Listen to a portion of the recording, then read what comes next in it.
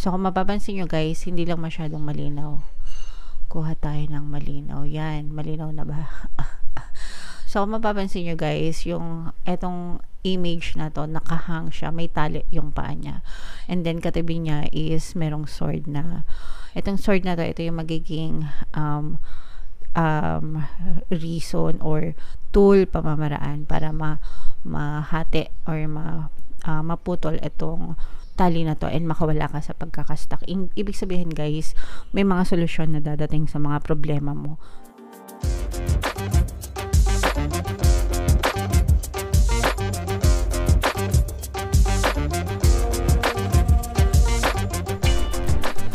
Hello guys, hello Cancer, welcome back to Pinoy Pixie Tarot.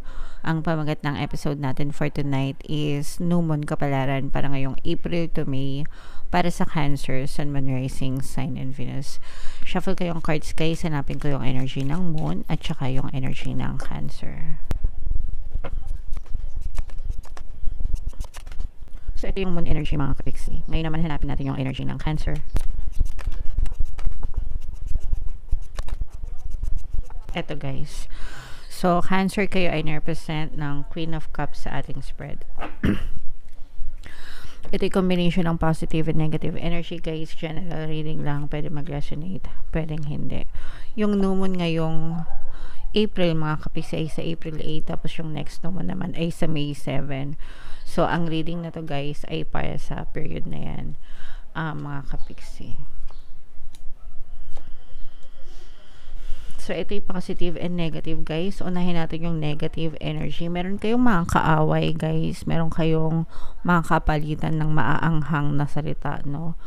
Parang, pwedeng sa social media ito, guys. Pwede rin sa personal.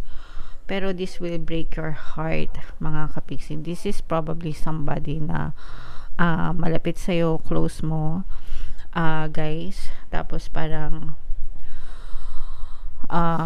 or like I said, no, pwede rin sa social media, yung parang ratratan sa comment section, yung mga bashing, ganyan, pwede kayo maka-experience ng ganyan.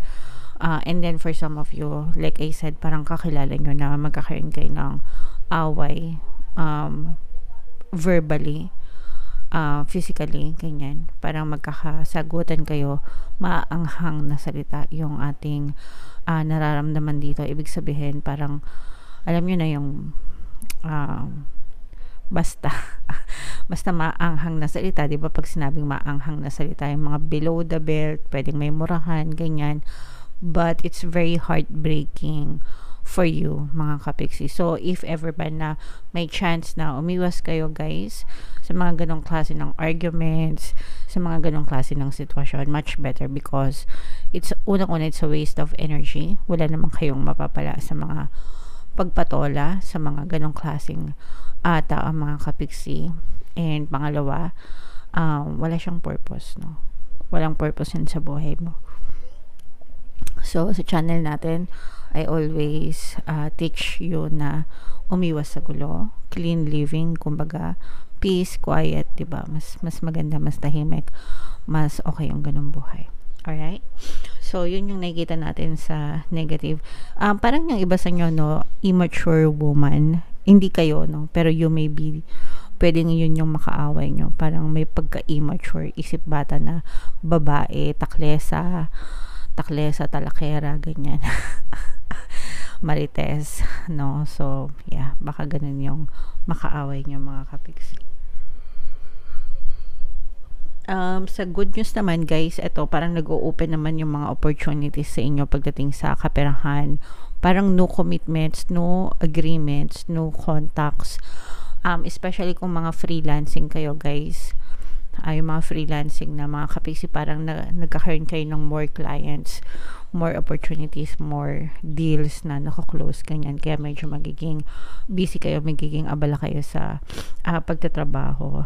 Mga kapiksi, meron ding travel, exploration dito.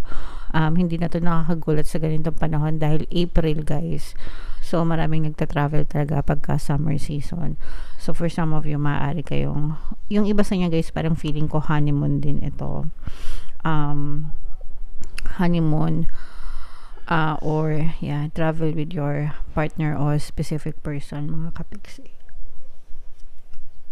So, yun naman yung magaganda. So, yan. I-mind yan guys sa comment section. Mind travel, mind more agreements, mind more clients, ganyan.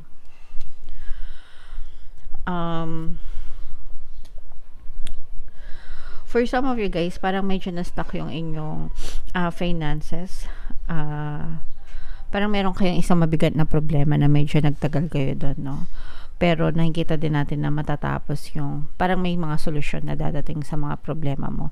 So, kung mapapansin nyo guys, hindi lang masyadong malinaw. Kuha tayo ng malinaw. Yan, malinaw na ba? So, kung mapapansin nyo guys, yung etong image na to, nakahang siya, may tali yung paa niya.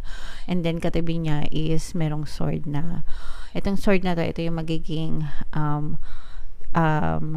reason or tool, pamamaraan para mahati or maputol itong tali na to and makawala ka sa pagkakastak. Ibig sabihin guys, may mga solusyon na dadating sa mga problema mo para hindi ka ma-stuck sa problema na yan and magkaroon ng movement or progreso ikaw sa iyong buhay. For some of you guys, nakikita rin natin na kung kaya ay may mga trabaho, nagsisimula nang ma-recognize yung mga pangalan nyo. Kaya nga yung iba, especially mga freelancer, no? Nagsisimula na kayong makilala sa larangan nyo. Kaya, usually guys, ang alam ko kasi sa mga freelancer usually, parang meron silang profile online, tapos nagbibigay ng feedback sa kanila yung mga clients na nakatrabaho nila. So, the more clients na nagkakaroon kayo, the more feedback, the more na mas nagiging potential kayo for more future clients, diba? So, ganun yung nakikita natin sa inyo guys. You're starting to be recognized sa field nyo. Kaya, yun yung pwede maging solusyon sa mga stagnation ninyo sa buhay. And this is no love, mga kapiksi. For some of you, you're starting to love what you do. Kung ano yung ginagawa mo, parang dati hindi mo naman siya ganun kagusto, pero ngayon gusto mo na siya, ganyan, parang nai-love ka na dun sa ginagawa mo. And then for some of you naman, this is literal na there may be a new love connection sa buhay mo. So pwedeng old specific person, ibig sabihin dating person na marirekindle yung relationship nyo kung hindi pa kayo naghihiwalay. Pwedeng old person na babalik, past lover. Pwede rin naman na no person, no specific person, no love connection, mga kapiksi. Alright, so kung gusto nyo to guys, syempre i-mind nyo yan sa comment section. Mine no love, mine no relationship, ganyan. So yeah, comment down below Cancer if feeling nyo nakaresonate kayo sa mga messages para sa inyo. So dito naman guys, hawiin natin yung cortina. Kaya lang baka masakit sa mata. So, pagka inano kasi natin itong cortina guys, sobrang sakit sa mata ng liwanag. Actually, pati sa balat, no? So, pero natural lighting, yeah. Para wala na tayong ring light. Anyway, tingnan natin yung additional naman sa inyo. Cancer, shuffle ko to habang sinashuffle natin to. Panoorin nyo muna tong video natin regarding sa ating paano mag-manifest ng abundance video course. Kapiksi, sawa ka na ba sa mga struggles at hirap sa buhay mo? Masipag ka ba at masikap sa buhay ngunit hindi ka pa rin umaasenso? Ilang beses ka na bang nag-attempt magnegosyo at mag-invest pero palagi ka pa rin nalulugi? Sa pagkakataon na ito ay maaaring may subconscious beliefs ka na nagiging balakid sa iyong pag-unlad at pagyaman. Introducing, paano mag-manifest ng abundance video course.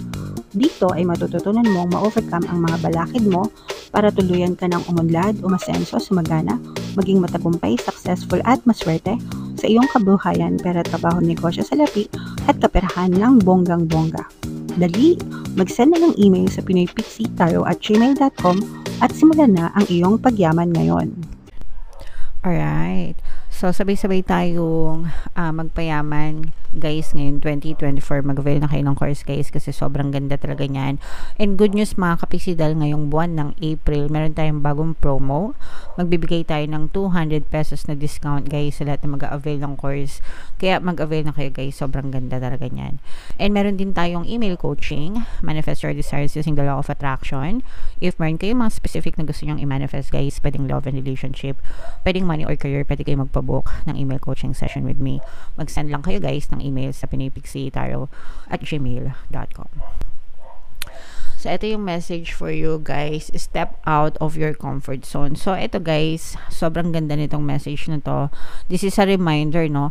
Actually, whether gusto nyo or ayaw nyo, it's okay as long as masaya kayo, diba? Kasi yung comfort zone, tinatawag siyang comfort zone kasi komportable kayo doon, okay? And wala namang masama, guys, if you are comfortable sa space nyo.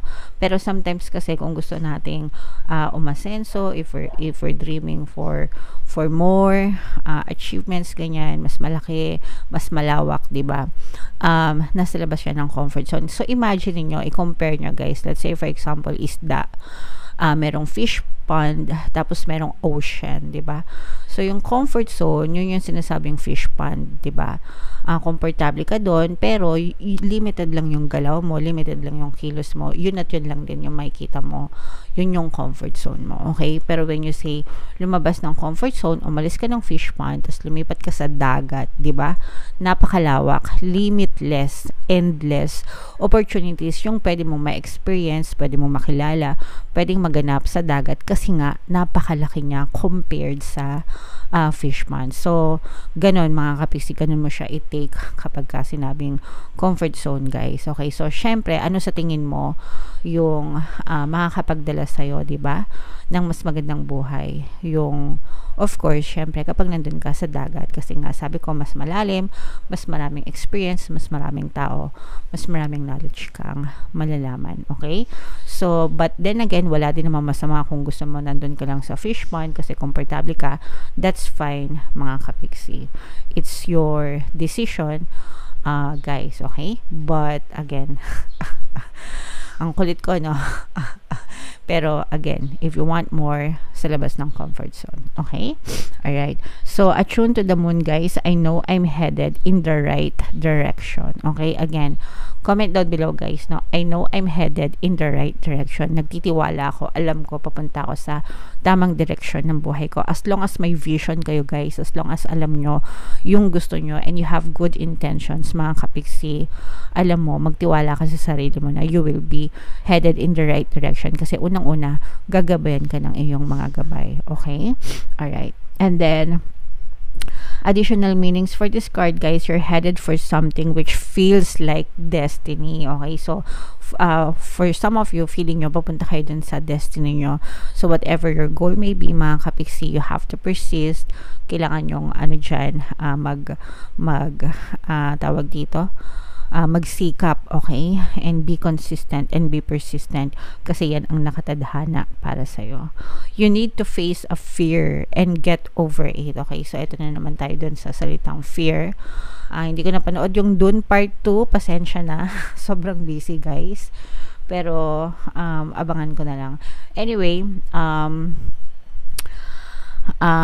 yeah, so you need to face your fears, mga kapiksi. Yung favorite line ko kasi dun sa Dune part 1 na movie, sinabi ng nanay ni Paul Atreides, no, I must not fear. Fear is the mind killer that brings fear is the mind killer. I must not fear. Fear is the mind killer. It's a little death that brings obliteration. Okay, so in layman's term, mga kapiksi, yung takot, yan yung pumapatay sa atin. Yan yung pumapatay sa mga pangarap natin sa buhay. So you have to get over your fear, mga kapiksi. It's just a state of mind, no? Nasa isip lang siya. Yeah. So, time to stop obsessing about someone or something. Tigilan yung ilagay sa pedestal yung ibang bagay. Instead, you should put yourself on the pedestal, guys. Stand on your own 2 feet. Matuto kayong tumayo sa sarili yung mga paa, mga kapiksi. You've got this. Okay? Alright. So, just trust yourself, guys. Trust the divine. Trust the universe. Trust the process. Everything will work out in your favor. Diba? makakamtan nyo din lahat ng gusto nyo sa buhay nyo. Alright? So, comment down below, Cancer, if feeling nyo nakaresonate kayo sa reading nyo. Guys, ito yung ating mga pampaswerte subliminals. Pakinggan nyo para talagang maging maswerte kayo. And ito naman yung ating success stories ng paano mag-manifest ng abundance video course. Click here to subscribe, guys, and click here to join our membership program. Thank you for liking, sharing, and subscribing, and see you again next time. I love you all. Have a nice day. Bye-bye.